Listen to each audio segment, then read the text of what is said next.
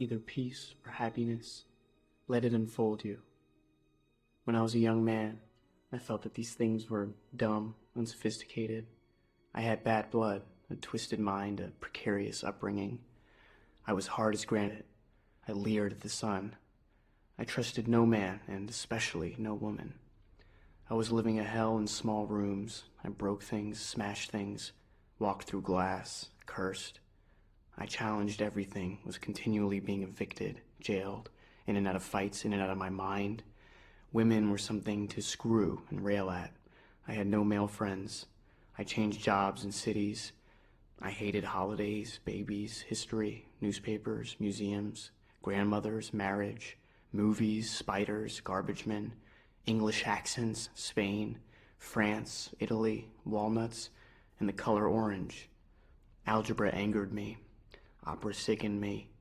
Charlie Chaplin was a fake, and flowers were for pansies. Peace and happiness were to me signs of inferiority, tenets of the weak and addled mind. But as I went on with my alley fights, my suicidal years, my passage through any number of women, it gradually began to occur to me that I wasn't different from the others. I was the same. They were all fulsome with hatred, glossed over with petty grievances. The men I fought in alleys had hearts of stone. Everybody was nudging, inching, cheating for some insignificant advantage. The lie was the weapon, and the plot was empty. Darkness was the dictator. Cautiously, I allowed myself to feel good at times. I found moments of peace in cheap rooms, just staring at the knobs of some dresser or listening to the rain in the dark. The less I needed, the better I felt. Maybe the other life had worn me down. I no longer found glamour in topping somebody in conversation or in mounting the body of some poor, drunken female whose life had slipped away into sorrow.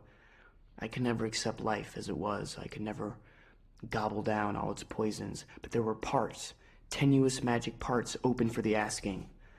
I reformulated. I don't know when, date, time, all that, but the change occurred. Something in me relaxed, smoothed out. I no longer had to prove that I was a man. I didn't have to prove anything.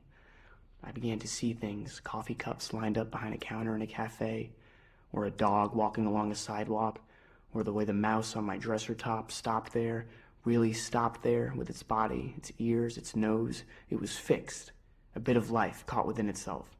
And its eyes looked at me, and they were beautiful. Then it was gone. I began to feel good. I began to feel good in the worst situations, and there were plenty of those. Like, say, the boss behind his desk. He is going to have to fire me. I've missed too many days. He's dressed in a suit, necktie, glasses. He says, "I'm going to have to let you go." It's all right, I tell him. He must do what he must do. He has a wife, a house, children, expenses, was probably a girlfriend. I'm sorry for him. He's caught. I walk out into the blazing sunshine. The whole day is mine, temporarily, anyhow. The whole world is at the throat of the world. Everybody feels angry, shortchanged, cheated. Everybody is despondent, disillusioned. I welcome shots of peace, tattered shards of happiness. I embrace that stuff like the hottest number, like high heels, breasts, singing, the works. Don't get me wrong. There is such a thing as cockeyed optimism that overlooks all basic problems just for the sake of itself. This is a shield and a sickness. The knife got near my throat again. I almost turned on the gas, again. But when the good moments arrived again, I didn't fight them off like an alley adversary. I let them take me. I luxuriated in them. I bade them welcome home. I even looked into the mirror once, having thought myself to be ugly. I now liked what I saw. Almost handsome. Yes, a bit ripped and ragged.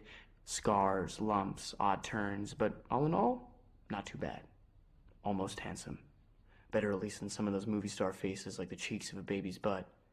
And finally I discovered real feelings for others, unheralded. Like lately, like this morning, as I was leaving for the track, I saw my wife in bed. Just the shape of her head there, covers, pulled high, just the shape of her head, there. Not forgetting centuries of the living and the dead and the dying, the pyramids, Mozart dead, but his music still there in the room, weeds growing, the earth turning, the tote board waiting for me. I saw the shape of my wife's head. She's so still. I ached for her life, just being there under the covers. I kissed her on the forehead, got down the stairway, got outside, got into my marvelous car, fixed the seatbelt, backed out the drive, feeling warm to the fingertips, down to my foot on the gas pedal. I entered the world once more, drove down the hill, past the houses full and empty of people. I saw the mailman, honked. He waved back at me.